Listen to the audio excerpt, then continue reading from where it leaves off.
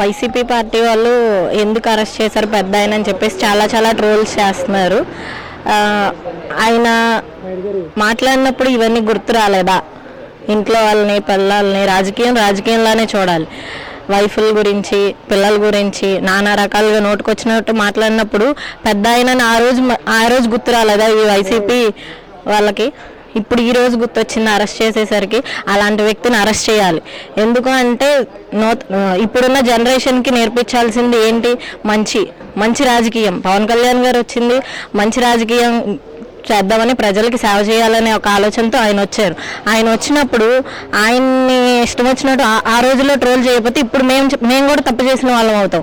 అందుకని ఇలాంటి వాళ్ళందరినీ కూడా రానున్న రోజుల్లో ఇంకా చాలామంది ఉన్నారు, వాళ్ళందరికీ కూడా కట్టి బుద్ధి చెప్పుద్ది కూటమి ప్రభుత్వం. ఖచ్చితంగా వాళ్ళందరికీ కూడా పోసాని మాత్రం మా మహిళలు కూడా అందరం చాలా సంతోషంగా ఉన్నాము అరెస్ట్ చేసినందుకు.